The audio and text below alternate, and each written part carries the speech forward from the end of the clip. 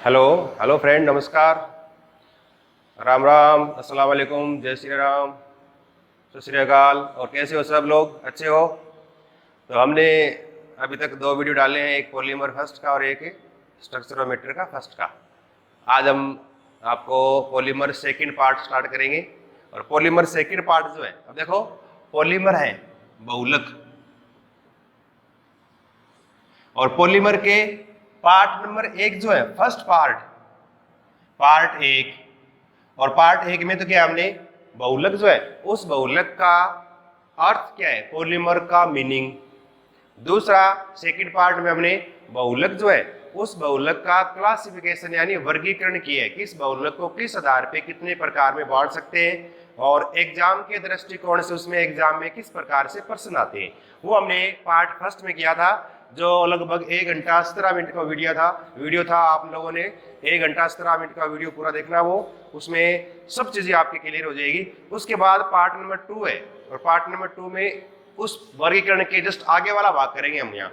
और पार्ट 2 बहुलक का क्या लिखोगे, पार्ट 2। और पार्ट 2 में जो है एक तो हमें रबड़ के बारे में पढ़ना है, उसके बाद विभिन्न बहुलक कौन कौन से हैं, वो जो बहुलक है उन बहुलकों के इकाइयां और उनके स्ट्रक्चर के बारे में पढ़ेंगे थोड़ा सा।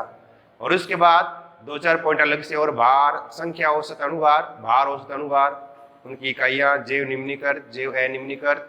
और उसके बाद इसके अंदर एक अलग से लास्ट में करेंगे बहुलीकरण की क्रियाविधि, मैकेनिज्म, किस प्रकार से बहुलक का निर्माण होता है, वो हम इसकी मैकेनिज्म में करेंगे अलग से बाद में। तो लेकिन यहाँ पर हम पार्ट सेकंड में आज हम स्टार्ट करेंगे रबड़। और रबड़ के अंदर प्राकृतिक रबड़ और संश्लेषित रबड़, ये आपके रिट वाले चैप्टर के अंदर भी है, सिंथेटिक एंड नेचुरल रबड़, प्लास्टिक जो भी है। और 12th क्लास के अंदर पूरा चल रहा है ये, 12th क्लास में पूरा ही आएगा ये। फर्स्ट ग्रेड के अंदर same as it is U का यू, केमिस्ट्री के अंदर फर्स्ट ग्रेड में पूरा आएगा, सेकंड ग्रेड साइंस के अंदर भी पूरा एज इट इज यू का यू है। कहने का मतलब है रिट वाले बच्चों के लिए इतना ही इंपॉर्टेंट है जितना फर्स्ट ग्रेड वालों के लिए उतना ही सेकंड ग्रेड वालों के लिए उतना ही 12th वालों के लिए भी बहुत ही इंपॉर्टेंट है ये।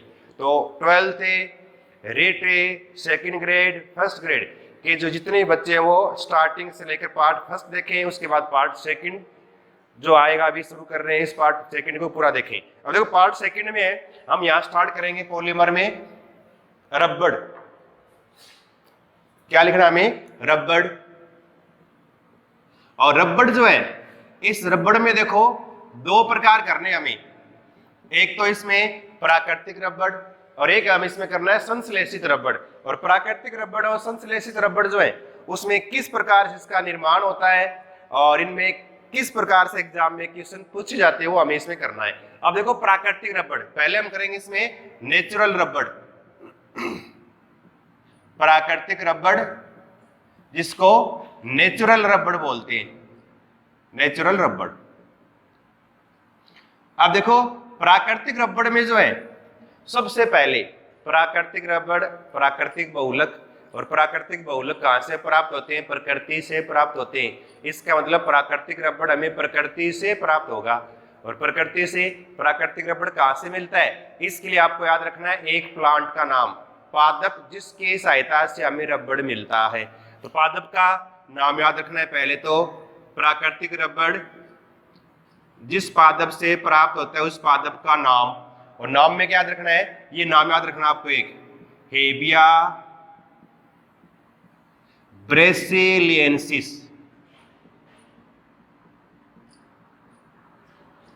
हेबिया ब्रेसिलियंसिस ये प्लांट है, इसकी सहायता से रबड़ प्राप्त होता है। अब कई बार आता है कि रबड़ पौधे के किस भाग से प्राप्त होता है, रबड़ पौधे किस भाग से प्राप्त होता है, इसमें जैसे कई बार आता है ना कि सिनकोना जो है उससे हमें कुनेन प्राप्त होती है, तो कुनेन सिनकोना के किस भाग से प्राप्त होती है, क्वेश्चन आता है ये, तो हम वहां पर उत्तर लिखते हैं छाल से प्राप्त होती है। वैसे आता है प्राकृतिक रबड़ पादप के किस भाग से प्राप्त होता है, तो किससे, उस प्लांट के तने से प्राप्त होता है प्राकृतिक रबड़। अब तने का मतलब क्या हुआ, तने में हाथ दिया और प्राकृतिक रबड़ निकाल लिया, ऐसा नहीं, क्या करते हैं, तना जो है उस तने को हम कट लगाते हैं, पहले उस पेड़ के तने को छोटा सा चीरा लगाएंगे कट, और कट लगाने से वो जो है पादप का जो तना है उस तने में से सफेद रंग का दूध के समान लिक्विड बाहर निकलना स्टार्ट हो जाता है। कि जैसे हम जनरल सामान्य रूप से देखते हैं ना, कई बार हम आक का पौधा होता है और आक में अगर हम आक को तोड़े तो उस आक में से व्हाइट सा दूध के समान क्या लिक्विड बाहर निकलता है, जिसको हम क्या बोलते हैं, लेटेक्स। ये याद रखना नाम, लेटेक्स। इंग्लिश का नाम हिंदी में लिखा होता है लेटेक्स। ये इसको हिंदी में क्या बोलते हैं, चीर। क्या बोलेंगे इसको, इसको होता है चीर बोलते, चीर कहते हैं, चीर।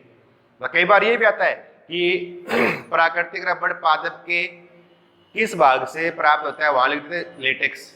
तो लेटेक्स से प्राकृतिक रबड़ अलग करेंगे हम। तो प्लांट जो है उस प्लांट के स्टेम यानी तना जो उसको कट लगाया, कट लगाने के बाद उस तने में जहाँ चीरा लगाया वहां से दूध के समान क्या द्रव्य बाहर निकलना स्टार्ट हो गया, और उस द्रव को क्या बोलते हैं, दूध के समान द्रव को क्या कहते हैं, लेटेक्स या चीर कहते हैं।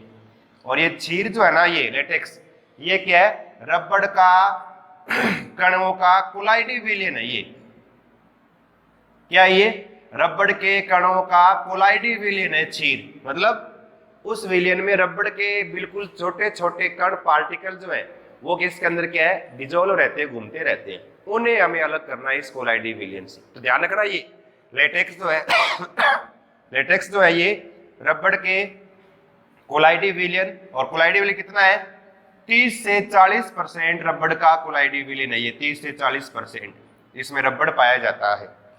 अब इस लेटेक्स यानी कोलाइडी विलयन या इस चीर से रबड़ कैसे प्राप्त करें। अब चीर जो होता है ना, इस चीर से रबड़ प्राप्त करने के लिए एक छोटा सा प्रोसीजर होता है जिसको बोलते हैं रबड़ प्राप्त करने की विधि। अब उसमें विधि लिखेंगे हम। अब विधि कौन सी इसमें करेंगे। अब देखो याद क्या रखना है, पहला पॉइंट तो ये कि प्राकृतिक रबड़ है, ये पौधे का नाम याद रखना है, प्लांट जिससे प्राकृतिक रबड़ प्राप्त होता है। इस पौधे का नाम क्या है, हेबिया ब्रासिलियेंसिस। पौधे के तने को कट लगाने पर दूध के समान प्राप्त होने वाला द्रव्य क्या कहलाएगा, लेटेक्स या चीर कहलाएगा। और चीर क्या है, रबड़ के कणों का कोलाइडी विलयन है, कितना है, 30 से 40% कोलाइडी विलयन होता है। अब देखो याद क्या रखना है, याद में एक रबड़ प्राप्त करने की विधि, रबड़ प्राप्त करने की विधि, मेथड ऑफ यानी रबड़ प्राप्त करने की विधि। और रबड़ प्राप्त करने की विधि जो है ना, उस विधि में 2 पॉइंट वापस ये आ जाएंगे कि रबड़ पादप हेबिया ब्रासिलियेंसिस से प्राप्त होता है, लिख लेना चाहिए आप। फिर दूसरा पॉइंट क्या लिखोगे, रबड़ पौधे के तने वाले भाग से प्राप्त होता है। फिर आप अगला पॉइंट क्या लिखोगे कि पादप के तने में कट लगाने पर, पादप के तने में चीरा यानी कट, चीरा लगाने पर दूध के समान सफेद द्रव्य प्राप्त होता है, सफेद द्रव्य प्राप्त होता है, जिसे लेटेक्स या चीर, इंग्लिश का नाम है लेटेक्स, लेटेक्स या चीर कहा जाता है, चीर कहा जाता है। फिर अगला पॉइंट क्या लिखोगे, लेटेक्स रबड़ का 30 से 40% कोलाइडी विलयन होता है।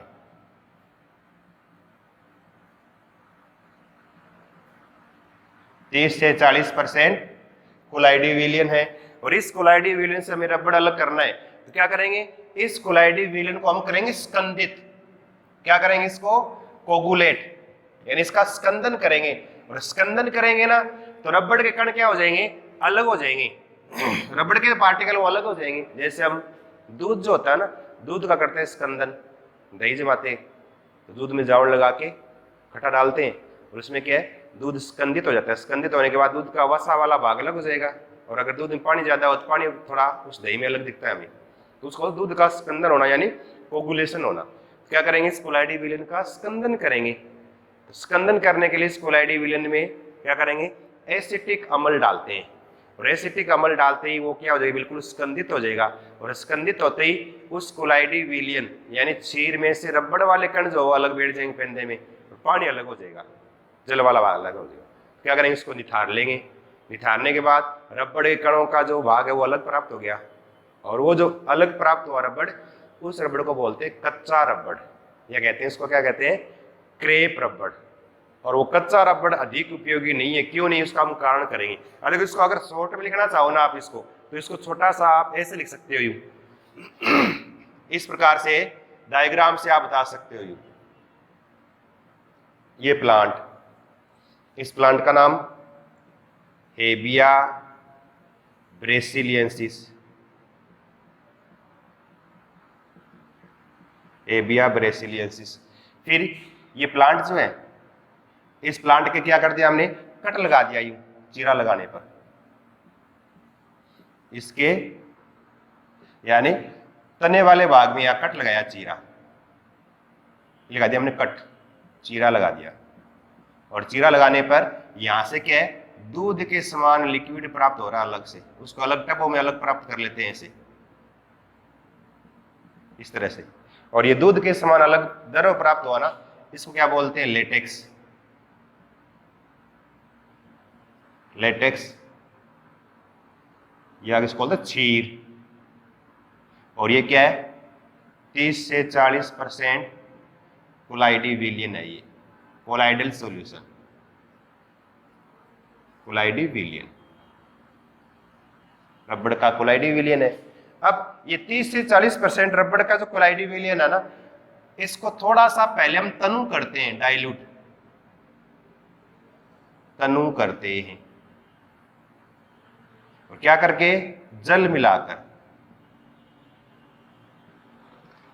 और जल मिला के तनु करोगे ना, कितना तनु कर देंगे, ये लेटेक्स है, इसमें पानी मिलाकर और तनु कितना कर देंगे, ये 10 से 20% हो जाए, 10 से 20% तक कोलाइडी विलियन, 10 से 20% तक कोलाइडी विलियन तनु करने पर क्या हो गया, 10 से 20% तक हो गया कोलाइड, थोड़ा तनु डाइल्यूट हो गया।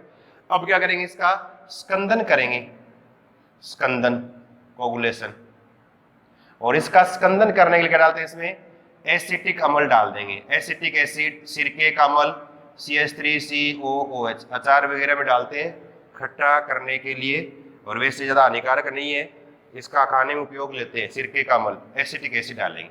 डालने के बाद ये क्या हो जाएगा, इस प्रकार से स्कंदित हो जाएगा, यही इस तरह से। ये रबड़ वाला भाग क्या हो गया, ये जल वाला भाग अलग हो गया ऊपर जैसे, और ये रबड़ वाला भाग क्या हो गया, थोड़ा ऐसे नीचे अलग हो गया, ये इस तरह से। तो ये क्या हो गया, रबड़ अलग हो गया, और ये जल वाला भाग क्या हो गया, अलग हो गया, अलग कर दिया इसको। फिर क्या करेंगे, इसको निथार लेंगे, पृथक्करण, इसको पृथक कर लेंगे, सेपरेशन, पृथक्करण करेंगे, जल अलग हो जाएगा, और रबड़ जो है ना वो अलग हो जाएगा ऐसे, ये अलग प्राप्त हो गया रबड़, ये रबड़। और ये रबड़ है ना, इस रबड़ को क्या बोलते हैं, कच्चा रबड़, कच्चा रबड़। ये इसको इंग्लिश में बोलते हैं क्रेप रबड़, इंग्लिश में ये नाम, हिंदी में लिखा हुआ था ये क्रेप रबड़। ये कच्चा रबड़ या क्रेप रबड़ हमें प्राप्त हो गया। ये तो क्या रबड़ प्राप्त करने की विधि है। तो ये थोड़ा सा आप इस प्रकार से डायग्राम याद रखोगे ना, तो आपको बताने में इजी रहेगा, थोड़ा याद भी जल्दी रहेगा। इस डायग्राम को आप उतार सकते हो। याद क्या क्या पॉइंट रखने हैं, पादप का नाम हेबिया ब्रेसिलियंसिस, पादप के तने से रबड़ प्राप्त होता है, पादप के तने में कट लगाने पर या चीरा लगाने पर सफेद दूध के समान द्रव्य प्राप्त होता है, जिसको लेटेक्स या क्षीर कहते हैं। क्षीर रबड़ का कोलाइडी विलियन है, 30 से 40% तक रबड़ का कोलाइडी विलियन है। फिर क्या करते हैं, रबड़ प्राप्त करने के लिए से ये अंदर इसको तनु करते हैं, जल मिलाकर तनु करेंगे तो ये जो लेटेक्स है ये थोड़ा पतला है, तनु तक पतला हो जाएगा, और डाइल्यूट होते ही यानी 10 से 20% तक इसको डाइल्यूट यानी तनु कर दिया। और तनु करने के बाद फिर इसका करेंगे कोगुलेशन, स्कंदन, स्कंदन करेंगे, एसिटिक एसिड मिलाते हैं, स्कंदन करते हैं, और स्कंदित होने के बाद रबड़ के कोलाइडी कण अलग हो जाएंगे, जल अलग हो जाएगा। इसको निथार कर या इसको अलग करके कच्चे रबड़ को अलग कर लिया जाता है। तो कच्चा रबड़ इसको क्रेप रबड़ कहा जाता है। ये तो है रबड़ प्राप्त करने की विधि। तो एक तो रबड़ किससे प्राप्त करते हैं और एक रबड़ प्राप्त करने की विधि याद रखनी है। ये किस प्रकार से, इसमें बहुत सारे क्वेश्चन बनते हैं। कंपटीशन एग्जाम के लिए भी थोड़ा ध्यान रखना है। और वे छोटी क्लास 12वीं 11वीं जो भी है उनमें थोड़ी क्वेश्चन आता है, उसमें आप आराम से ऐसे लिख के समझा के आप आराम से लिख सकते हो। ऐसे पूरा थ्योरी लिखने की आवश्यकता नहीं है, ऐसे डायग्राम बना के आप समझा सकते हो। तो ये है रबड़ प्राप्त कैसे किया। कच्चा रबड़ हमें हमारे पास प्राप्त हो गया। अब देखो इसका जल्दी से आप स्क्रीनशॉट ले लो, ये जल्दी फटाफट उतार लो, साथ साथ उतारते चलो, क्योंकि आप लोग जो है, आप लोगों से मेरी एक रिक्वेस्ट है कि आप लोग कमेंट डाल के मुझे सजेशन कर देते रहें कि थोड़ा सा हमें इसमें और क्या सुधार करना चाहिए पढ़ाने में, या कुछ आपकी कोई दिक्कतें आ रही हो हमें कमेंट में जरूर लिखें। शर्माने की आवश्यकता नहीं है, जहाँ आवश्यकता होगा हम वहाँ सुधार करेंगे। जैसे पीछे एक कमेंट आया था किसी बच्ची का, उन्होंने कहा कि सर थोड़ी स्पीड और कम करो, थोड़ी स्पीड धीरे धीरे करो। तो वैसे उनका कहना सही है और उनके इस कमेंट के लिए मैं धन्यवाद दूंगा कि उन्होंने हमें कुछ बताया, लेकिन हम कोशिश करेंगे। लेकिन स्पीड मेरे हिसाब से थोड़ी वैसे कम ही है, अगर ज़्यादा स्पीड कम कर देंगे ना फिर बोरिंग, थोड़ा टॉपिक बोरिंग हो जाएगा। और वैसे आपके पास रिकॉर्डेड वीडियो है, कोई दिक्कत नहीं है। तो अगर आप कहीं जैसे स्पीच छूट जाओ लिखने में तो आप उसको पॉज करके लिख लो जल्दी से, या स्क्रीनशॉट ले लो, आप रोक के पॉज करके देखते रहो आराम से, कोई दिक्कत नहीं है। वैसे ऑनलाइन तो है नहीं लगातार कि हम आगे निकल गए आप पीछे रह गई, तो आप उसको पॉज करके आराम से देख सकते हो पीछे से, स्पीड वाली ऐसी कोई दिक्कत है नहीं। और इसके अलावा कोई दिक्कत हो मुझे आप बताना जरूर। तो ये तो है प्राकृतिक रबड़ प्राप्त करने की विधि होगी, इस विधि को थोड़ा सा ढंग से देख लो। हो गया। इसके बाद प्राकृतिक रबड़ प्राप्त हो गया। इस प्राकृतिक रबड़ को हम ऐसे ही उपयोग में बहुत ही कम लेते हैं, इसका ज्यादा उपयोग नहीं है। अब कई बार आता है कि प्राकृतिक रबड़ अधिक उपयोगी नहीं होता, क्यों? अब प्राकृतिक रबड़ अधिक उपयोगी क्यों नहीं होता? इसके 2-3 कारण है, यानी इसमें 2-3 अवगुण है प्राकृतिक रबड़। तो अवगुण में हमें लिखना है 2-3 अवगुण, और अवगुण कौन कौन से हैं। तो अगला इसमें एक हेडिंग लिखो प्राकृतिक रबड़ में, लिखना कच्चे रबड़, इसमें लिखना हेडिंग कि कच्चे रबड़ या क्रेप रबड़, क्रेप रबड़ में अवगुण, अवगुण बोल दे या कह दे क्रेप रबड़ है, इसमें कौन सी विशेषता है ऐसी जो इसके काम की नहीं है। अब देखो अवगुण में क्या है, यानी इसकी डीमेरिट्स क्या है। और डीमेरिट में क्या, पहला क्या है, नंबर 1 कि ये चिपचिपा होता है, चिपचिपा होता है, एक तो अवगुण ये। जैसे हम कई बार है ना, ये कोई सेंटर फ्रेश आप खाते हो ना, कोई माउथ फ्रेशर चिकन वगैरह खाते हो, और उसके अंदर खाने के बाद लास्ट में रबड़ सा बचता है, उस प्रकार का कच्चा रबड़ है ये। अगर आप हाथ में लोगे तो आपके हाथ को चिपक जाएगा, जिस वस्तु के संपर्क रखोगे उसको चिपक जाएगा। ये चिपचिपा होता है, इसका एक अवगुण है ये, एक तो चिपचिपा होता है नंबर 1। दूसरा क्या है 2 नंबर, इसकी प्रत्यास्थता का मान कम होता है, इसकी प्रत्यास्थता का मान कम होता है। मतलब अगर इसको सुखा लेना, सुखाने के बाद अगर आप इसको खींचोगे तो बिल्कुल क्या हो जाएगा, ये भंगूर हो जाएगा, बिल्कुल बिल्कुल रिजिड भंगूर हो जाएगा। तो अगर आप खींचोगे तुरंत टूट जाएगा, लंबा ऐसे, इसमें प्रत्यास्थता नहीं रहेगी, इलास्टोमर की तरह यानी काम नहीं करता ये, इसलिए इसमें प्रत्यास्थता का मान कम रहता है। और तीसरा क्या है 3 नंबर, यह जल स्नेही होता है, हाइड्रोफिलिक। जल स्नेही मतलब हाइड्रोफिलिक, जल से सने रखने वाला। अगर ये जल के संपर्क में आएगा ना तुरंत भीग जाएगा या गिल्ला हो जाएगा, इसका मतलब ये क्या है, जल स्नेही है, इसलिए ज्यादा उपयोगी नहीं है, जल में भीग जाता है ये। देखिए ये जल स्नेही है। अब देखो इसके मेन 3 अवगुण है। 3 में एक तो चिपचिपा होता है, दूसरा इसकी प्रत्यास्थता का मान क्या है, कम होता है, तीसरा क्या है, यह जल स्नेही होता है, मतलब जल में डालते तुरंत क्या हो जाएगा, ये भीग जाएगा, जल स्नेही। ये इसके 3 अवगुण है, और इन्हीं 3 अवगुणों के कारण इसका अधिक उपयोग नहीं होता। और इसका मुख्य रूप से उपयोग जो होता है ना, वो या तो स्लीपर बनाने में, चप्पलें बनाने में होता है, या जूते वगैरह बनाने में इसका उपयोग किया जाता है, या फिर बरसाती कोट वगैरह बनाने में इसका उपयोग होता है, या छाता वगैरह बनाने में इसका उपयोग होता है। चप्पलें बनाने, स्लीपर आती है ना, वो क्या किसी कच्चे यानी क्रेप रबड़ की बनी होती है। कभी होता है इसमें प्रत्यास्थता का मान इतना कि चप्पल छोटी है, खींच के आप लंबी कर लो, पहन लो, वापस धक्का मार के छोटे कर बच्चों को पहना दो, इस प्रकार से नहीं होता ये। इसका तो उसमें प्रत्यास्थता का मान बहुत ही कम है, प्रत्यास्थता नहीं के बराबर होती। तो ये 3 अवगुण है, इसलिए इनका उपयोग कम है। तो अगर आ जाए ना कच्चे रबड़ के उपयोग बताइए, तो नंबर 1 चप्पलें बनाने में, नंबर 2 जूते बनाने में, नंबर 3 बरसाती कोट बनाने में, नंबर 4 छाता बनाने में, इस प्रकार की सामग्री बनाने में क्या कच्चे रबड़ का उपयोग किया जाता है। तो ये आप अलग से लिख सकते हो, कच्चे रबड़ के उपयोग में मैंने बोले वो वापस लिखना चाहो दोबारा लिख लो। इसका उपयोग चप्पलें बनाने में किया जाता है। नंबर 2 इसका उपयोग छाता बनाने में किया जाता है।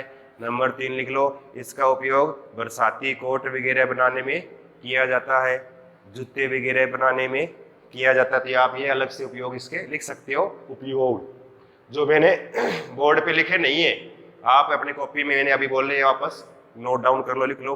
हर चीजें बोर्ड पे लिखी नहीं जाती, फिर थोड़ा टॉपिक धीरे चलना स्टार्ट हो जाएगा। ये उपयोग है। अब देखो इस कच्चे रबड़ का अगला पॉइंट बहुत इंपॉर्टेंट है और एग्जाम में इसमें ऑब्जेक्टिव क्वेश्चन भी आता है।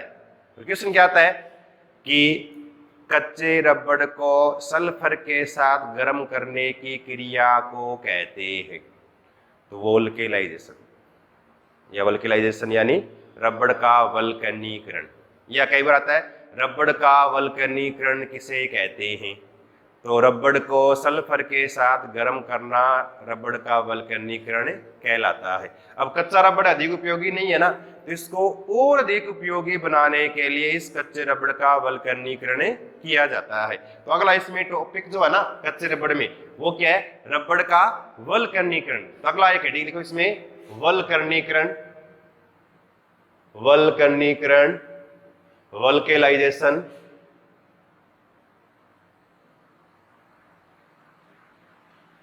वल्कनीकरण यानी वल्केनाइजेशन।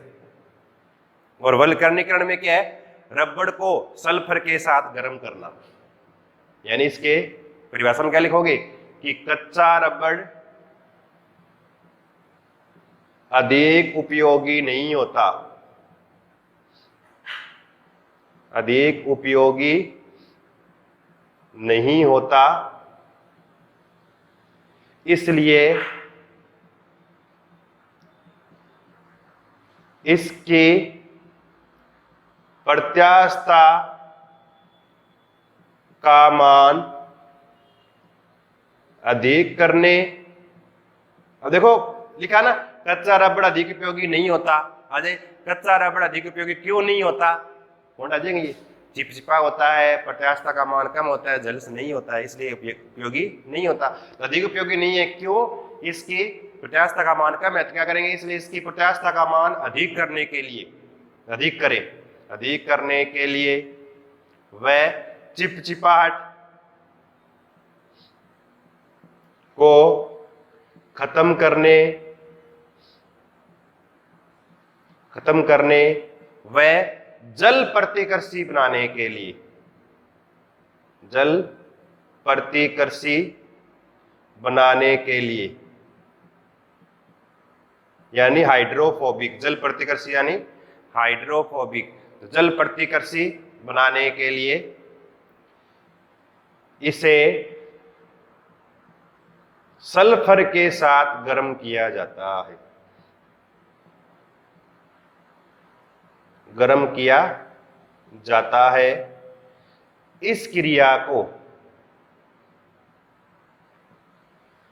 रबड़ का वल्कनीकरण कहा जाता है। पहला पॉइंट ये, रबड़ का वल्कनीकरण क्या है कि रबड़ अधिक प्रत्यास्थ नहीं होता, चिपचिपा होता है, जल्स नहीं होता है। ये अवगुण दूर करने के लिए रबड़ को सल्फर के साथ गर्म किया जाता है। इस क्रिया को रबड़ का वल्कनीकरण कहा जाता है। एक पॉइंट ये। दूसरा वल्कनीकरण में याद रखना है आपको, दूसरा और दूसरे में याद रखना है कि रबड़ का वल्कनीकरण सर्वप्रथम किसके द्वारा किया गया, सर्वप्रथम रबड़ का वल्कनीकरण और 1839 में गुड ईयर अच्छा साल 2000 कहते हैं 2020, तो अब की बार अच्छा आया नहीं, है ना। आप अभी पीछे व्हाट्सएप पे जोक भी चल रहे थे कि बोलो कोई एक आदमी ने कहा कि हे भगवान 2020 को दोबारा इसको री इंस्टॉलमेंट इसका री इंस्टॉल कर इसको। बोलो क्यों? बोले इसमें वायरस है, 2020 में वायरस, इसको दोबारा इंस्टॉल करो इस 2020 को, तो वो गुड ईयर यानी अच्छा साल हो जाएगा। जल्दी घबराने वाली बात नहीं है, ये चला जाएगा। तो 1839 में सबसे पहले गुड ईयर यूएसए का था, इसने रबड़ का वल्कनीकरण सबसे पहले किया था गुड ईयर ने, लेकिन इसने पेटेंट नहीं करवाया। तो यानी कोई चीज है, कोई खोज वगैरह है, वो है जो भी है, सर्वप्रथम जो करे वो वैज्ञानिक अपने नाम से पेटेंट करवाता है, यानी उसको कोई अपना दूसरा नाम नहीं दे सकता कि मैंने ये काम किया है, तो उसको पेटेंट करवाना। तो उसने पेटेंट नहीं करवाया, और इसको सर्वप्रथम पेटेंट किसने करवाया? सर्वप्रथम पेटेंट जो इसने करवाया, पेटेंट, इसका पेटेंट सर्वप्रथम करवाया वो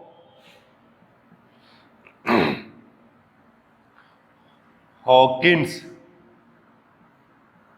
सर्वप्रथम हॉकिंस ने 1843 में, ये लंदन का वैज्ञानिक था,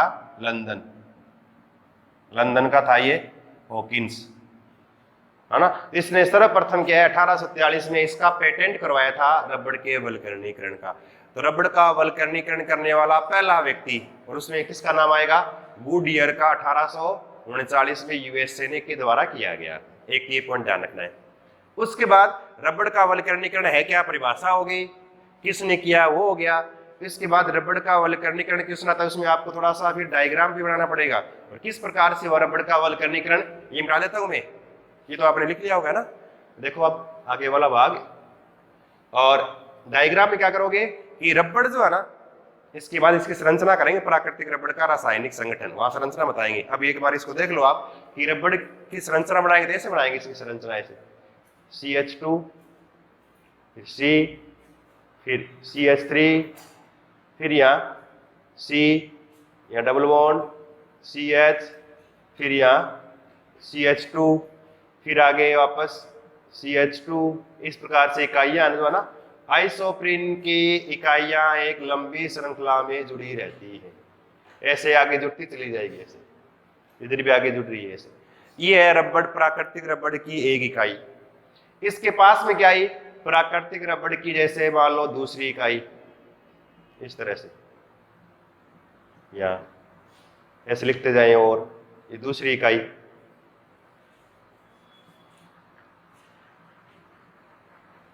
इस तरह से डबल बॉन्ड ऐसे लिखते जाएं, और ये इकाई ऐसे बहुत सारी इकाई है। और रबड़ प्रत्यास्थ, कच्चा रबड़ प्रत्यास्थ क्यों नहीं है, इकाइयां एक दूसरे के पास में है, खींचोगे तो ना इकाइयों के मध्य कोई आकर्षण बल नहीं है, थोड़ा बहुत है, हल्की प्रत्यास्थता है, खींचोगे तो इकाइयां एक दूसरे से अलग हो जाएगी, प्रत्यास्थता नहीं, टूट गया वो। क्या करते हैं, इसको सल्फर के साथ गर्म करते हैं, ऐसे किसके साथ, रबड़ को सल्फर के साथ गर्म किया, और सल्फर के साथ गर्म करने पर सल्फर जो है इन इकाइयों के बीच में क्या है, इस प्रकार से तिर्यक बंध का निर्माण कर लेता है। इनको आप दोबारा लिखना पड़ेगा, CH3, फिर CH, CH2, फिर CH2, ऐसे लिख जाए CH3, फिर CH, CH2, ऐसे। फिर नीचे भी एक इकाई है, ऐसे लिखते हैं यहाँ CH2, C, CH3, CH, CH2, CH2, C, CH3, CH, CH2, ऐसे लिखते जाइए। और जहां डबल बॉन्ड था टूटा, वहां पर क्या ऐसे इस तरह से सल्फर के क्रॉस बॉन्ड बन गए, ऐसे जैसे लिख देता है, ऐसे सल्फर क्रॉस बॉन्ड जुड़ गए, ऐसे इस तरह से, इस तरह से सल्फर इनके बीच में क्या हो गया, ऐसे जैसे सल्फर है ये, इनके बीच में ऐसे क्रॉस बॉन्ड बना के जुड़ गया। ये यहाँ भी पाई बंद की जगह जोड़ दिया हमने, इस तरह सल्फर, और यहाँ बन गया इसके हाथ में क्रॉस बॉन्ड, ऐसे इस तरह से। अब जरूरी नहीं कि पाई बंद की जगह जुड़े, H निकल के वहां भी जुड़ जाता, नीचे जुड़ जाएंगे ऐसे। अब ये इकाइयां जो है ना, अब देखो ये इकाइयां जो है ना, अब इकाइयों में अब प्रत्यास्थता का मान क्यों बढ़ गया, क्योंकि इस खींचोगे ना, ऐसे खींचते ही ये तिर्यक बंध लंबे हो जाएंगे, ऐसे लंबे हो जाएंगे तो रबड़ प्रत्यास्थता बढ़ गई, छोड़ते वापस वहीं खींच लेंगे। इसको आप जनरली शॉर्ट में ऐसे बोल सकते हो, ऐसे इस तरह से इकाई है और इन इकाइयों के बीच में क्या है, क्या बन गए, सल्फर के ऐसे क्रॉस बॉन्ड बन गए, ऐसे ऐसे बना सकते हो, ऐसे ऐसे बढ़ाते जाओ, ऐसे बीच में ऐसे और इकाई जुड़ जाएगी नीचे, ऐसे सल्फर के बीच में क्या है, क्रॉस बॉन्ड बनने से क्या रबड़ का वल्कनीकरण हो गया। तो रबड़ का वल्कनीकरण गुडियर के द्वारा किया गया, सल्फर के साथ गर्म करना, रबड़ की प्रत्यास्थता बढ़ाना, चिपचिपाहट कम करना और रबड़ को प्रतिकर्षित यानी जल की प्रति प्रतिकर्षित करना, यानी जल से हाइड्रोफोबिक करना ताकि जल से भीगे नहीं।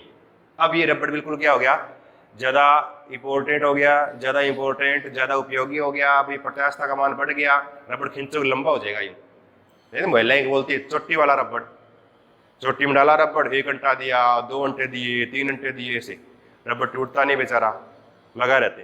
तो वो जो रबड़ बन गया वो कौन सा हो गया, अब ये वल्कनीकृत रबड़ हो गया, ज्यादा उपयोगी हो गया, खींचने पर लंबा हो जाता है।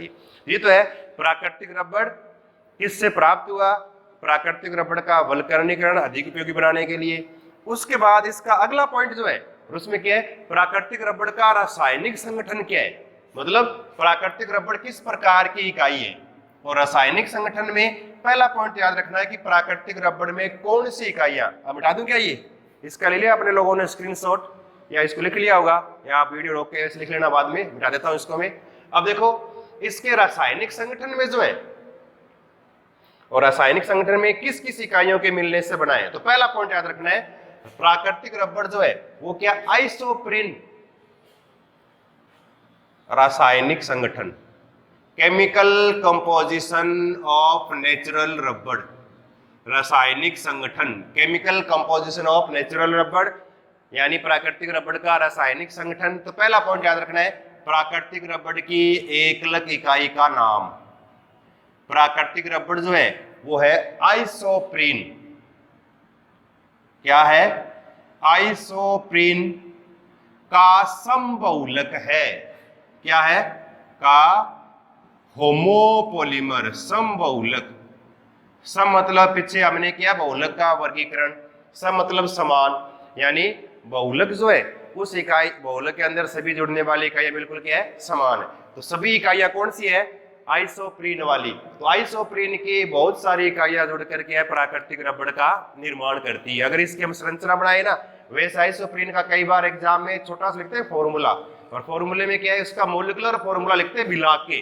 तो याद रखना है आइसोप्रीन का फॉर्मूला क्या होता है, C5H8, 5 कार्बन और 8 हाइड्रोजन, इससे बनता है आइसोप्रीन। अब आइसोप्रीन की संरचना कैसी है, इस प्रकार से आइसोप्रीन देखो, CH2 डबल बॉन्ड CH3, फिर CH और लास्ट में CH3, इस तरह से, ये सॉरी डबल बॉन्ड और CH2, 1,3 ब्यूटाडाइन है ना, उसमें मेथिल समूह जोड़ दिया हमने। वैसे इसका अगर IUPAC नाम लिखे ना, IUPAC नाम क्या होगा इसका, 2 मिथाइल, यानी इधर से नंबरिंग करें 1 2 3 4, 2 पर मेथिल है तो 2 मिथाइल, उसके बाद कितने कार्बन है, 4, 4 के लिए ब्यूट, डबल बॉन्ड के लिए इन, अब ब्यूट और डबल बॉन्ड का है 2, ये 1 कार्बन पर और 3 पर है, तो 1,3 डाइईन, डाइईन 1,3 डाइईन, इसको मिला के बोलते कई बार 1,3 ब्यूटाडाइईन, एक ही बात है। तो 2 मेथिल 1,3 ब्यूटाडाइईन, ये इसको बोलते हैं आइसोप्रीन, आइसोप्रीन। तो इस आइसोप्रीन का समबहुलक है, इसकी n संख्या में इकाइयां एक लंबी श्रृंखला में जुड़ जाएं, और लंबी श्रृंखला में जुड़ेगी ना, इधर से भी आगे इकाई और भी जुड़ी हुई है, इधर इकाई आगे और 1 2 3 जुड़ती चली जाए, जुड़ेगी ना, तो ये बॉन्ड आगे आ जाए, ये बॉन्ड यहाँ बंद बना ले, पीछे से बॉन्ड आ रहे यहाँ बंद बना लेंगे। तो इसकी इस प्रकार से संरचना बना देंगे हम, CH2 फिर C और यहाँ पर क्या है CH3, यहाँ डबल बॉन्ड हो गया, फिर CH यहाँ पर सिंगल हो गया, CH2 इधर बॉन्ड बन गया, n संख्या में जुड़ गई। ये क्या है, प्राकृतिक रबड़, ये प्राकृतिक रबड़ है, नेचुरल रबड़। तो प्राकृतिक रबड़ की संरचना है ये। तो तो आइसोप्रीन का समबहुलक है, आइसोप्रीन की इकाइयां लंबी श्रृंखला में जुड़कर प्राकृतिक रबड़ का निर्माण करती है। रासायनिक संगठन में एक पॉइंट ध्यान रखना है। दूसरा, इसकी संरचना और प्राकृतिक रबड़। अब देखो यहाँ पर प्राकृतिक रबड़ जो है ना, इसमें कार्बन कार्बन के बीच में क्या आ गया, एक डबल बॉन्ड आ गया। ध्यान रखना, बहुत इंपॉर्टेंट चीज है। और वे यौगिक जिनमें कार्बन कार्बन के बीच डबल बॉन्ड आ जाए उनमें मुख्य रूप से पाई जाने वाली संभाव्यता कौन सी होती है? डबल बॉन्ड आ गया ना ये। अब संभाव्यता कौन सी डबल बॉन्ड वाली? मुख्य रूप से ज्योमेट्रिकल, ज्यामितीय संभाव्यता। और जहां ज्यामितीय संभाव्यता होती है ना, ज्योमेट्रिकल आइसोमेरिज्म, वहां ज्यामितीय संभाव्यता में दो प्रकार के समवायी बनते हैं, टू टाइप ऑफ आइसोमर। एक होता है सिस समपक्ष, एक होता है ट्रांस विपक्ष।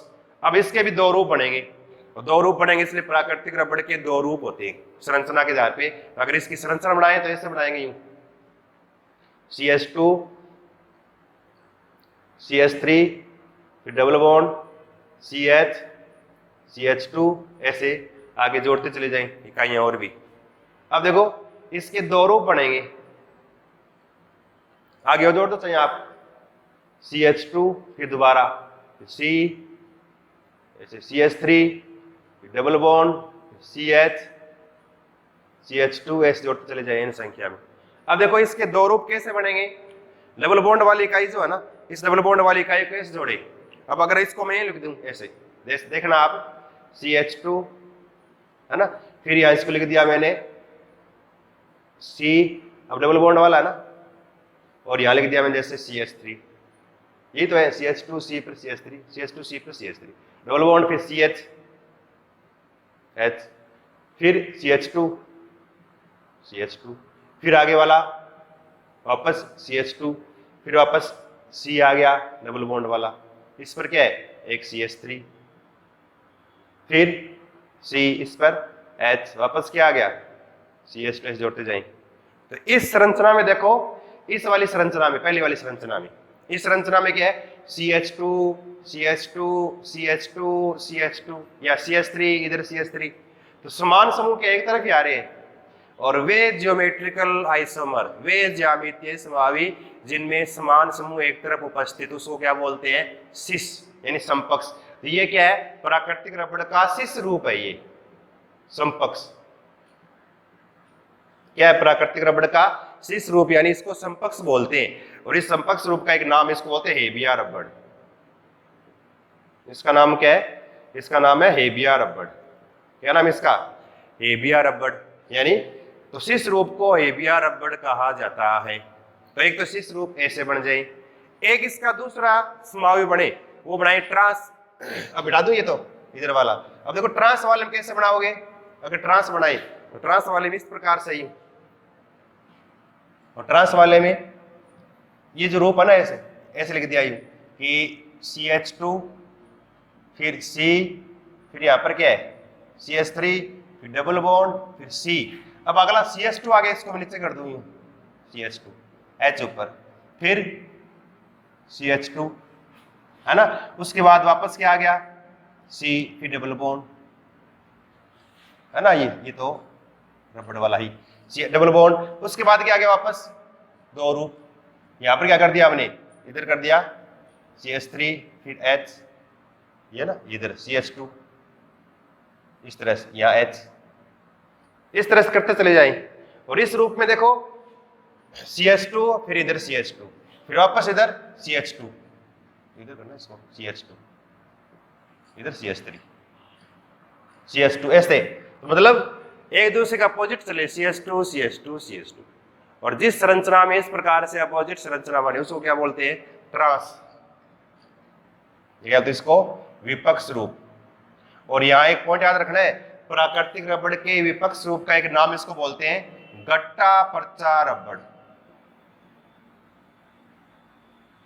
गट्टा पर्चा रबड़, गट्टा पर्चा रबड़, गट्टा पर्चा रबड़ कहलाता है। अब ध्यान याद रखना है पॉइंट, प्राकृतिक रबड़ आइसोप्रीन का समबहुलक है। आइसोप्रीन की इकाइयां जुड़कर प्राकृतिक रबड़ का निर्माण करती है। दूसरा, प्राकृतिक रबड़ जो है उसमें जुड़ने वाली इकाइयों के संगठन के आधार पर इसके दो प्रकार है, एक सिस रूप है, एक ट्रांस रूप, समपक्ष रूप और एक विपक्ष रूप। समपक्ष रूप का नाम क्या है? हेबिया रबड़। समपक्ष की संरचना बनानी आनी चाहिए आपको, CH2 एक तरफ जोड़ना है, इसका उल्टा विपक्ष रूप कहलाता है घट्टा पर्चा रबड़, जो विपक्ष रूप है प्राकृतिक रबड़ का। ये तो है प्राकृतिक रबड़ यहां तक।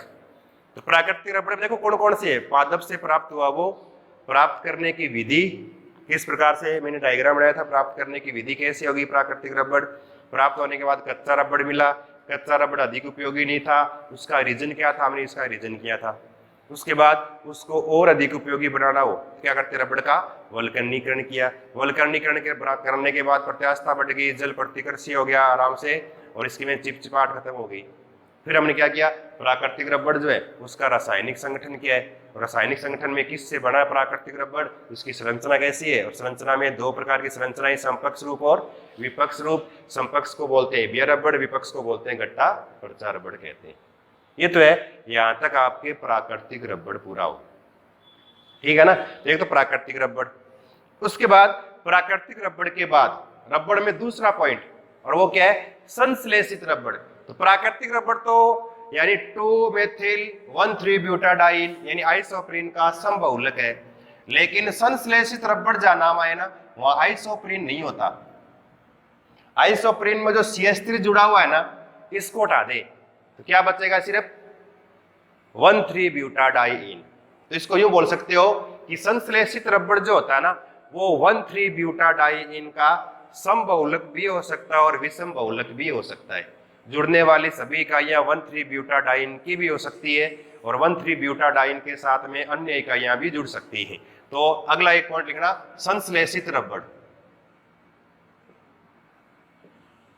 संश्लेषित रबड़, सिंथेटिक रबड़। और संश्लेषित रबड़ में क्या लिखोगे कि 1,3-ब्यूटाडाइन, ब्यूटाडाइन 1,3-ब्यूटाडाइन का सम या विषम बहुलक होता है।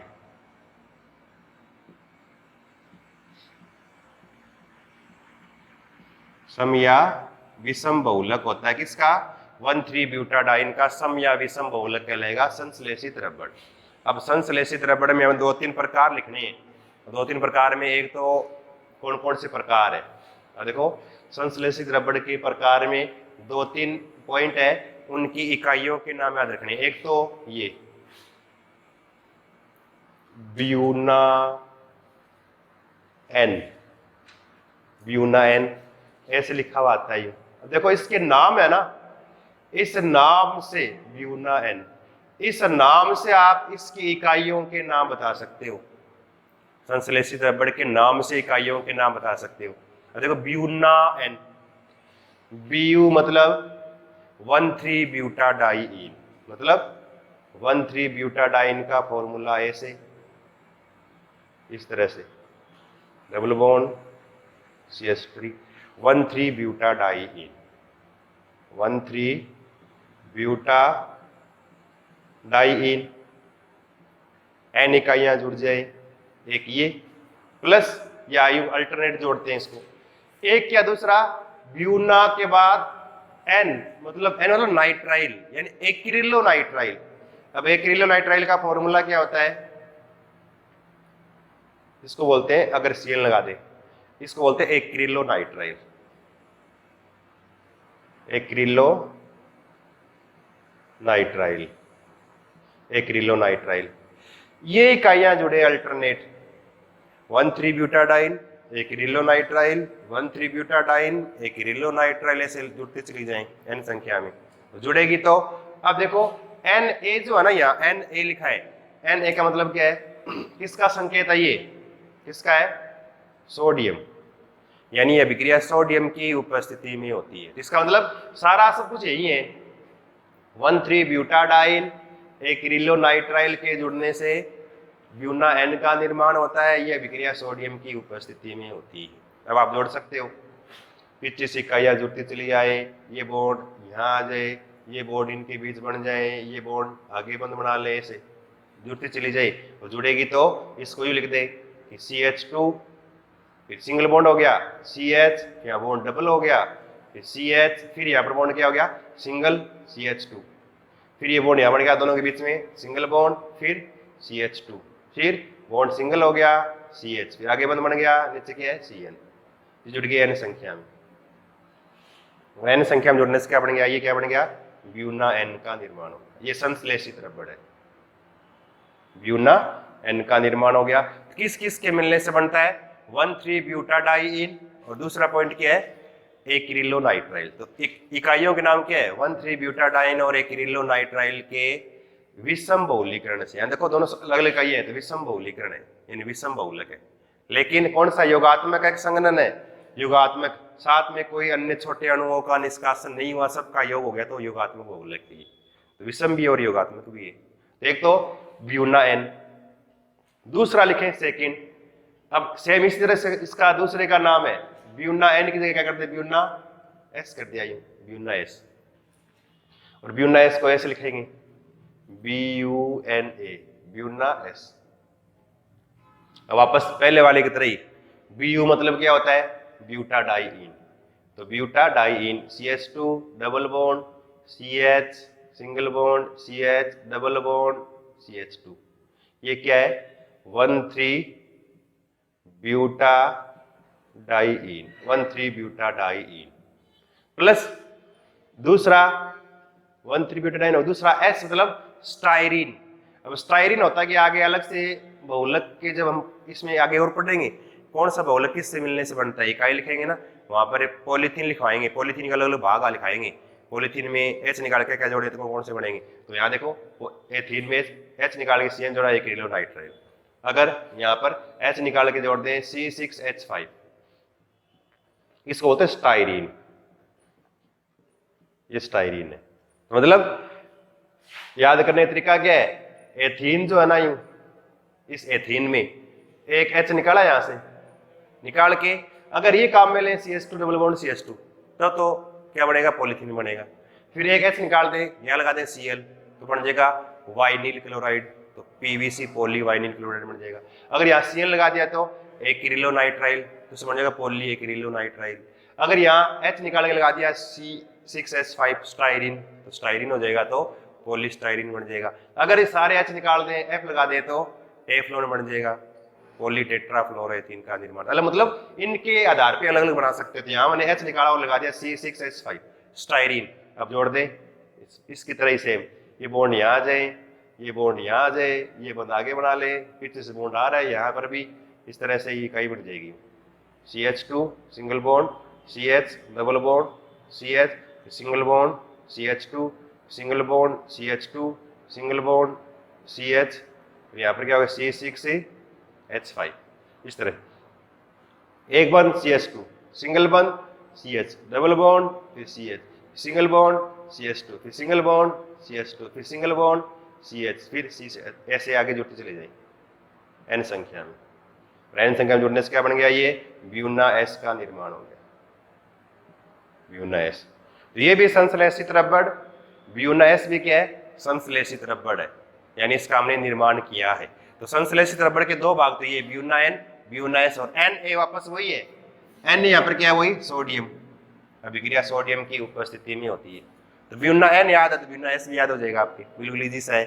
अगर ब्यूना नाम है लिखा हुआ आएगा एग्जाम में, तो इसको देख के बता सकते हो किस किस की इकाई से जुड़ने से बनता है। उसके बाद इसमें तीसरा एक प्रकार और लिखना है संश्लेषित में, एक नाम हो रहा है नियोप्रीन रबड़, तीसरा थर्ड नियोप्रीन रबड़।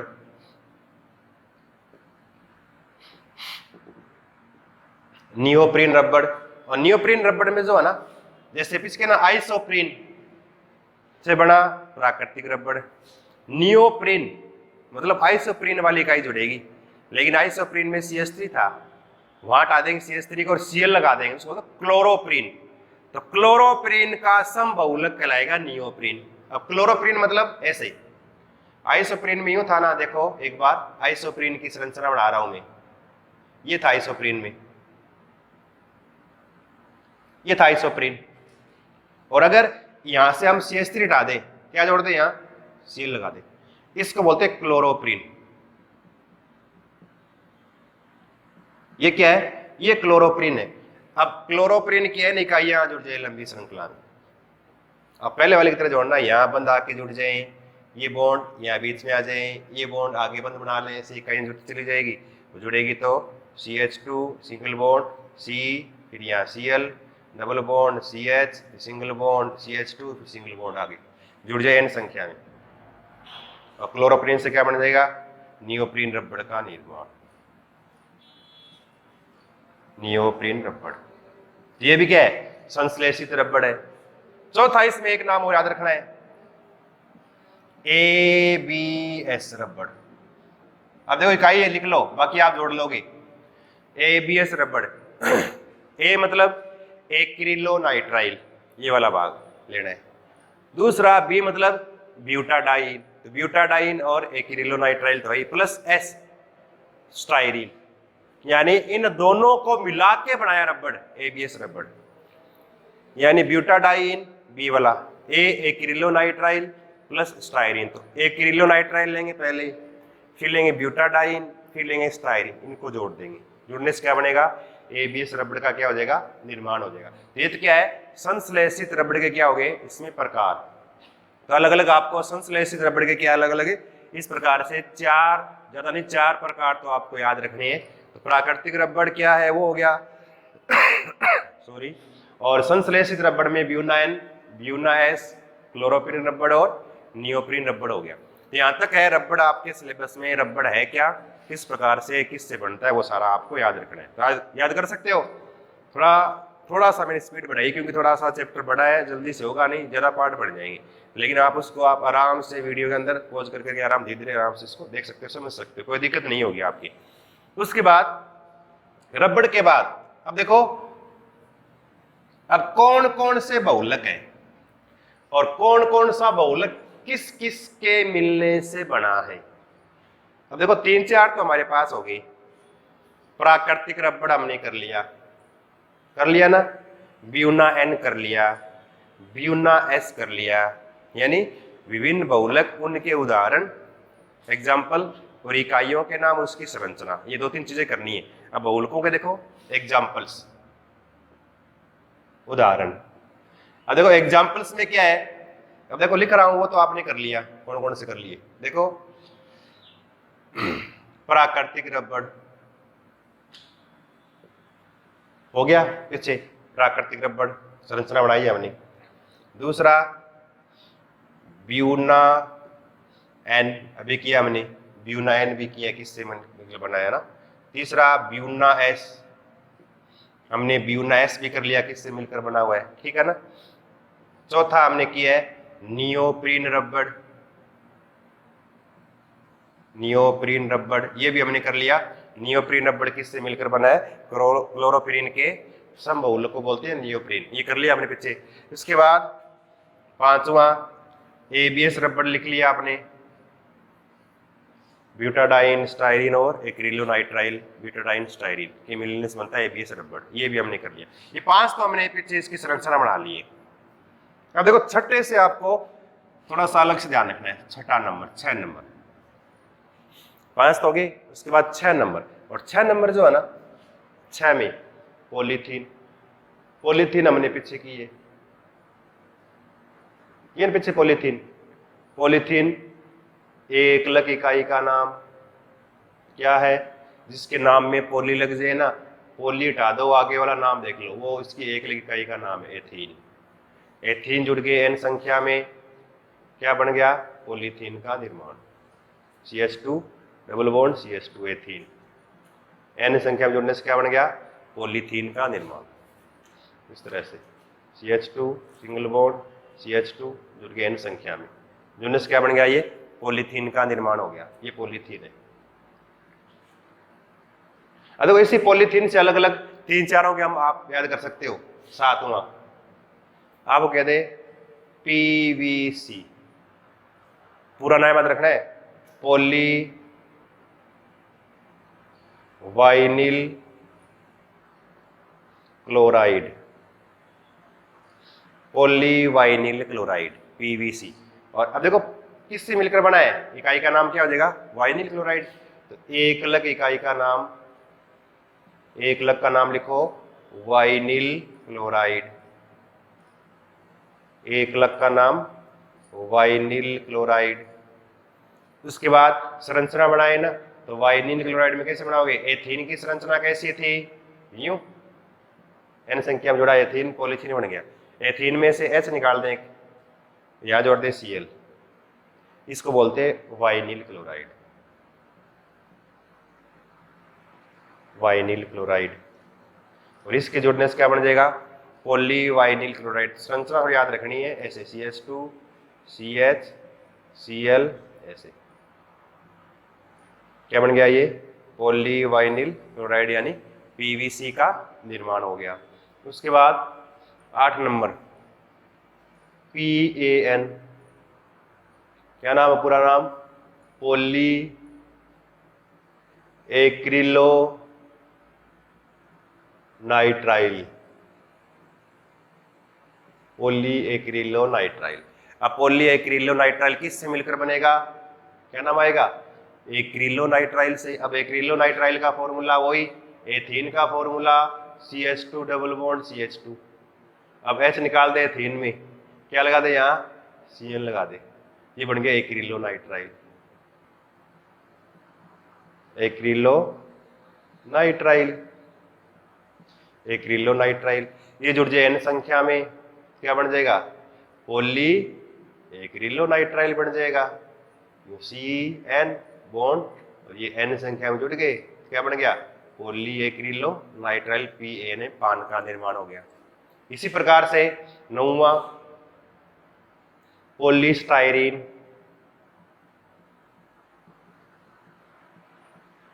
पॉलीस्टाइरीन, पॉलीस्टाइरीन किसका बहुलक है? जिस नाम है पॉली हटा दे, किसका है? स्टाइरीन। अब स्टाइरीन का फॉर्मूला क्या होगा? एथीन में लिखा है पीछे हमने, एथीन का यूं, एथीन में H निकाल दे, क्या लगा दे? यहाँ C6 से और H5 जोड़ दे N संख्या में, जुड़ते क्या बन गया? ये CH2 CH C6 H5 जुड़ गया N संख्या में, क्या बन गया?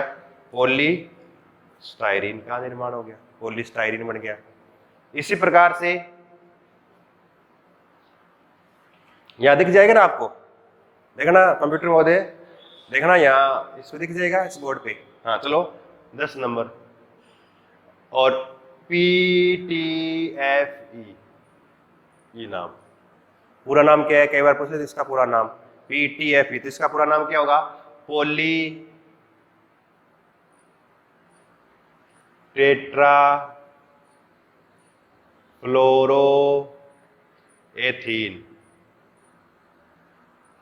अब देखो इस नाम को देख के बताओ एकलक इकाई का नाम क्या हो जाएगा? एकलक क्या हो जाएगा? टेट्रा फ्लोरो एथीन। एकलक का नाम होगा टेट्रा फ्लोरो एथीन। अब टेट्रा फ्लोरो एथीन का मतलब यू है ना, एथीन का फॉर्मूला यू था CH2 है ना, डबल बॉन्ड CH2, ये एथीन था। एथीन में सारे H निकाल दें, सिर्फ कार्बन बचे, और यहाँ दो H की जगह दो F लगा दें, F2। इसको बोलते हैं टेट्रा फ्लोरो एथीन। और ये N संख्या में जुड़ जाएं, इससे बन जाएगा यू CF2 N जुड़ गया, इसको बोलते हैं पॉली टेट्रा फ्लोरो एथीन, PTFE। और इसी पॉली टेट्रा फ्लोरो एथीन का एक नाम और है, इसको बोलते हैं टेफ्लोन। क्या बोलते हैं इसको? टेफ्लोन बोलते हैं। और इसमें टेफ्लोन में आप एक पॉइंट लिखना, टेफ्लोन का एक बहुत ही उपयोग, बढ़िया उपयोग है और बहुत ही यूजफुल और बहुत ही इंपॉर्टेंट उपयोग क्या है कि टेफ्लोन जो है ना, ये एक ताप दृढ़ बहुलक है। ताप के प्रति क्या होता है? ये बहुत अधिक स्थायी होता है ये। इसलिए कई बार क्वेश्चन आता है कि बर्तनों को चिपचिपाट रहित रखने के लिए, बर्तन जो इसमें कोई चिपचिपाट नहीं रहे, तो बर्तनों को चिपचिपाट रहित रखने के लिए बर्तनों के अंदर चढ़ाई जाने वाली परत जो है किसकी बनी होती है? तो कई बार देखते हो घरों में बर्तन आते हैं, अलग अलग महिलाएं डिमांड करती है कि इस प्रकार का नॉन स्टिकी चिपचिपाट रहित नॉन स्टिकी कुकर ला के दो। घर पे डिमांड होती है, कई बार महिलाएं करती है कि हमें तो कुकर, इसमें तो सामान या जो भी वस्तुएं पका रहे हो वो चिपकती है, ऐसा नॉन स्टिकी कुकर ला कर दो इसमें वस्तु चिपके नहीं। मेरे से डिमांड की गई एक बार, वो लोग कैंटीन से और नॉन स्टिक कुकर ला के दो मेरे को। मैंने कहा वो कौन सा होता है? बोले उसमें जो भी खाना चिपकता नहीं है। मैंने कहा खाना चिपकेगा नहीं, पेट में कैसे जाएगा? तो मतलब खाना चिपके नहीं, अंदर बिल्कुल पतली सी एक यानी एक बोलते हैं ना पॉलीथीन की पतली सी परत लगी रहती है बिल्कुल अंदर, और वो परत जो होती है ना वो जल्दी से पिघलती नहीं है और इस पे खाना चिपकता नहीं है। तो वो परत किसकी होती है? वो टेफलॉन की परत लगी रहती है। कई बार आता है कि बर्तनों को चिपचिपाट या नॉन स्टिकी बनाने के लिए किसकी परत चढ़ाई जाती है? किसकी चढ़ाते हैं? टेफलॉन की परत लगाई जाती है। तो आप देखो यहाँ तक 9-10 बहुलक लिखाए है ना, ये सब आपको याद है। प्राकृतिक रबड़ लिख लिया, संश्लेषित में ब्यूनाइन, ब्यूनाइस, नियोप्रीन रबड़, एबीएस रबड़ बताया अभी पीछे मैंने। अब देखो एक पकड़ लो पॉलीथीन, ये थीन से बना है, ये पॉली सबको याद है। फिर हमने एक H निकाला, यहाँ लगा दिया Cl, क्या बन गया? वाइनिल क्लोराइड, इससे बन गया पॉली वाइनिल क्लोराइड। फिर हमने Cl की जगह हटा दिया Cl, हटा दिया Cl लगा दिया, तो बन गया एक्रिलोनाइट्राइल, बन गया पॉली एक्रिलोनाइट्राइल। फिर हमने वापस हटा दिया Cn की जगह लगा दिया C6H5, तो बन गया स्टाइरिन। इसका नाम क्या है? स्टाइरिन। इसका नाम क्या है? स्टाइरिन। इससे क्या बन गया? पॉलीस्टाइरिन का निर्माण हो गया। ऐसे ही हमने क्या किया? एथेन में से H निकाल दिए सारे, निकाल के क्या लगा दिए? F लगा दिए, तो क्या बन गया? टेट्राफ्लोरोएथीन। इससे बन गया पॉली टेट्राफ्लोरोएथीन यानी PTFE का निर्माण हो गया। तो ये 10 बहुलक तो ये हो गई, और 10 बहुलकों की आपको संरचना, इनकी एकलक इकाइयों के नाम आपको याद रखनी है। अब इसमें एक तो बेकिलाइट, एक है नाइलॉन 66, एक टेरिलिन यानी डेक्रोन, वो किससे मिलकर बनता है वो थोड़ा सा करना है। ये 3-4 बहुलक और है, एक PHBB पॉली है ना, PHBB का आपको पूरा नाम लिखाएंगे, पॉली हाइड्रोक्सी ब्यूटायरेट को बीटा हाइड्रोक्सी वेलेरेट। इसका पूरा नाम लिखाएंगे, किससे मिलकर बनता है? 3 हाइड्रोक्सी ब्यूटेनिक और 3 हाइड्रोक्सी पेंटेनोइक एसिड के मिलने से। और फिर आपको अलग से ना एक आपको टेबल बना के समझाऊंगा कौन कौन से बहुलक इकाई का नाम, उसका एक एक उपयोग, सबका यूज, एक एक टेबल बनाएंगे अलग से हम उसकी। वो जैव निम्नीकर, जैव अनिम्नीकर और अणुभार थोड़ा सा भी करना है। तो इसमें हमें 1-1.5 घंटे का और है ये, तो हम 1-1.5 घंटे का अलग से एक वीडियो और बनाएंगे। तो उसमें पार्ट 3 जो है ना, पार्ट 2 है ये पॉलीमर का, और पॉलीमर पार्ट 3 में आपका पॉलीमर वाला पूरा चैप्टर क्या हो जाएगा? कंप्लीट हो जाएगा। बहुलक क्रियाविधि भी थोड़ी सी कराएंगे इसमें, रासायनिक ऋणायनिक क्रियाविधि, मुक्त मूलक, लिखने का तरीका, एग्जाम में इसको कैसे जोड़ते हैं, जोड़ने का तरीका कराएंगे आपको, तो वो थोड़ा अलग से है। तो पार्ट 3 में है ना हमारे 5 टॉपिक रह गए, 10 हो गए, 2-3 और इनकी संरचना बनाएंगे। उसके बाद अणुभार, अणुभार में संख्या औसत और भार औसत, अणुभार दोनों फॉर्मूले एग्जाम में क्वेश्चन, उसका न्यूमेरिकल कैसे आता है वो न्यूमेरिकल करेंगे। उसके बाद जैव निम्नीकर और जैव अनिम्नीकर बहुलक क्या वो लिखेंगे, और उसके बाद थोड़ा इसमें बहुलक की क्रियाविधि लिखेंगे। उसके बाद आपका ये चैप्टर पूरा पॉलीमर का हो जाएगा। और हर क्लास के लिए, हर कंपटीशन एग्जाम के लिए पूरा सफिशिएंट, इससे बाहर एग्जाम में कुछ नहीं आएगा। और एक टेबल आपको बनवाएंगे जिसमें सब पूरा सार आ जाएगा, सारा अंश पूरे चैप्टर का वो कैसे आएगा। तो ये हम यानी पॉलीमर पार्ट 2 का ये यहाँ तक चैप्टर पूरा हो गया। और अब आपसे विदाई लेता हूँ। अगले पार्ट 3 में जो बाकी बच गया 1-1.5 घंटे का, वो पार्ट 3 में कराएंगे, तो वो आपको जल्दी अगले नेक्स्ट पार्ट में आपको अवेलेबल हो जाएगा। और ये पार्ट के लिए धन्यवाद, नमस्कार, फिर मिलेंगे।